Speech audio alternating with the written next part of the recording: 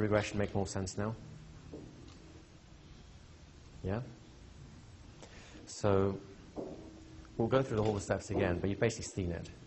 In many respects, it's exactly what you did in the exercise, only we've switched a positive loop for something that used to be a negative loop, but we've expanded it so it can become positive again. And this hopefully should demonstrate to you now how having the safety thing, I have no idea why it works, but it does work. You saw the clear shift in changing in the intensity of the response, right? You saw the clear shift in changing. The first one was big, and we had enough of that so that we could just get a sense of the experience. The second time round, it drained. The third time round, it was virtually gone. The fourth time round, it was done. Now notice how I had to jump back a second time. Now normally, I would do that. Normally I would do that right at the beginning. But you notice how she went straight into a really powerful experience, which is why I stuck with that one, because I wanted to clear that one up to a certain extent before going back again. But we had to go back again. Do you notice that? Technically, and I want you to really understand this, technically, I made a mistake. Sorry guys, I messed up. Because I cleared up the wrong thing first. But it doesn't matter. Technically, I made a mistake, and it does not matter. This is what I want you guys to understand. We got it anyway. It's all built in. We'll come to you guys in a second. It's all built in. It's all built in, so it's foolproof. It supports itself. If you test, then you'll know, and you'll go back. Now, the beauty is, the mistake I made actually made the real work a lot easier. Right? It actually made the real work a lot easier. So what? It took me an extra, 5 minutes, 10 minutes? Is that a really big deal? How do you feel? Yeah? Do you like that? Yeah. Do you expect something like that to happen so quickly? No. I mean, how long did that take? The feeling was so bad. It was intense, wasn't it? And we could see it. So before we take questions, is there anything you'd like to say about that? Can we have a microphone up here, actually, now that we have a fully conscious being again? Ah, great. There's some water there. See, these guys are great, aren't they? Thank you so much. There you go. Take your time. And the feeling was really bad, so I didn't expect it to go away and then have another feeling replacing it that it's so much better. It's really amazing. Yeah. It happened so quickly, didn't it? Yeah. See, that's the power of what you guys can do. It happens so quickly. I know we've got a couple of questions, so we'll start with GW. You had mentioned earlier, it was brought up about like post-traumatic stress, okay, that there are multiple issues. So when you say you did something wrong, I said, I know you're going to go to another event. Yeah. Now, she took you to that event, Yeah. okay, because she zeroed in on it. You have to let her go to it. Exactly. So actually, I don't see that as being a mistake. I see that your whole process then allows for correction. And that's the true part about being correct. Okay, you've just seen through the Wizard of Oz. I was trying to make a dramatic point. Even if I had a mistake, it's fine, right? The point is, it's all self-correcting, right? You can't really make a mistake.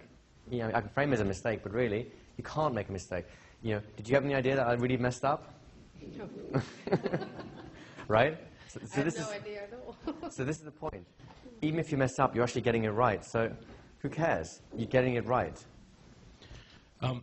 What I wanted to say was kind of furthering this point, that I think a lot of times when you're saying you made a mistake, it's to let us know that it's okay to make mistakes. Because obviously, if you use H+, by definition, you can't make a mistake because you're going to let them lead you. So thank you for giving us that crutch to say that you're making a mistake. One thing I would like, if you could clarify, and this I kind of lost this part, when you identified the problem, or she identified the problem, the bridge that you created, I couldn't hear what was going on. Was it something about a bridge? Could you, See, the actual experience, right. she basically, I asked her, the first safe experience here, right? Right.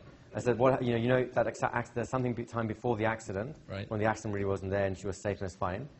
And correct me if I'm wrong, but she's saying that she was walking to school over a bridge. Over a bridge, okay. So the bridge is just for me to be able to orient her to this place. So I got enough details. I don't like just walking to school because it happened walking to school, so I could land anywhere.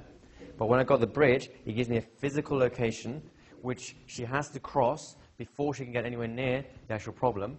So when I had that, I knew I was okay. And the same is true over here.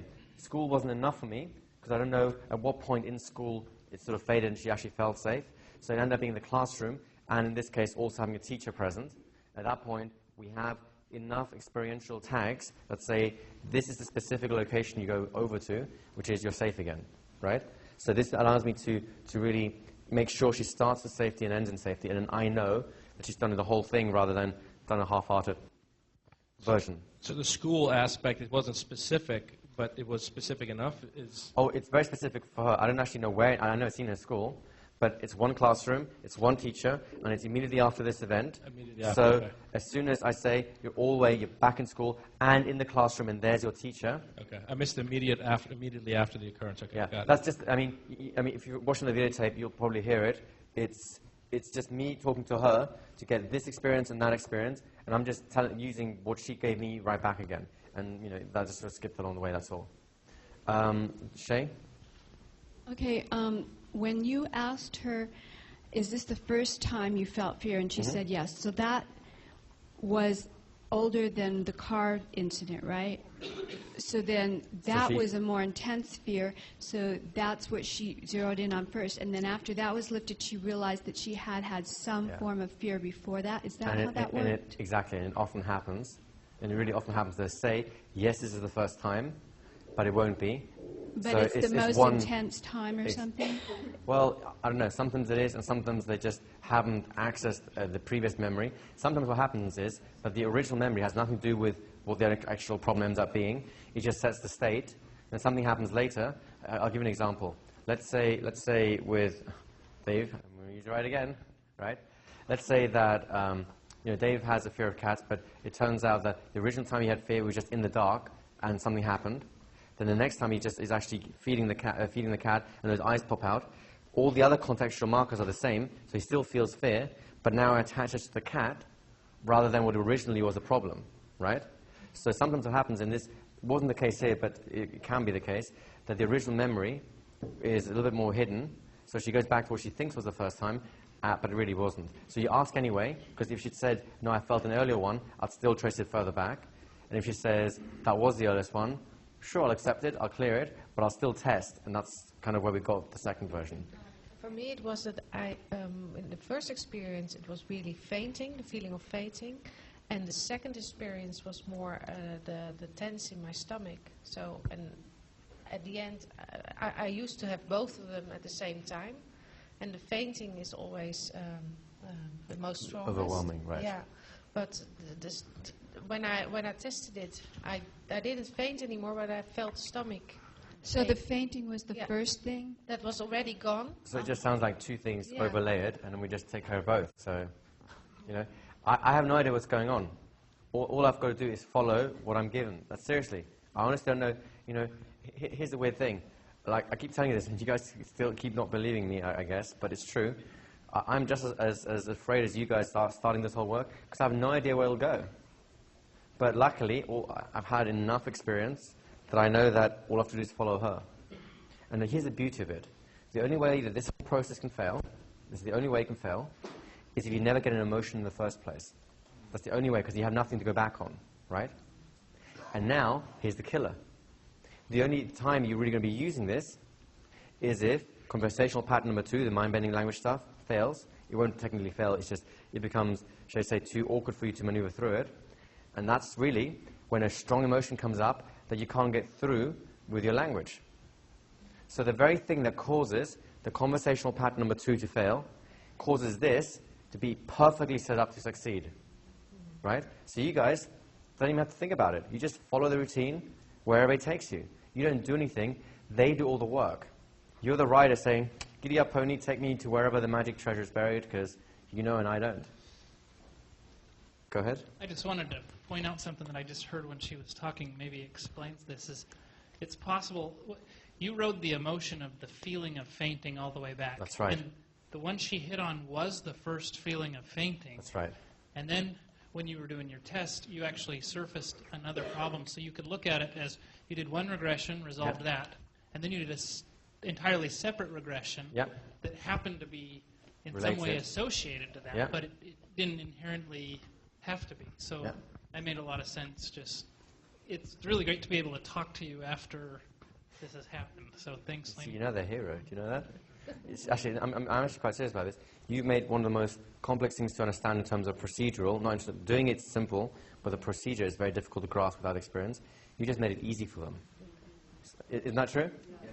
I mean, for starters, I'd give her a nice round of applause just for having the courage for that. Seriously. Are you okay for staying a little bit longer just in case they want to ask some questions of you? GW, I think? Okay. Looking at it from the standpoint of you handled 2 events, there could possibly have been a third. What if there is also, because it produces the same type of reactions, other events? You'll learn the same way. So the test, in other words, is there a test that says, okay, or do you wait for the next session when they come back? You can do that.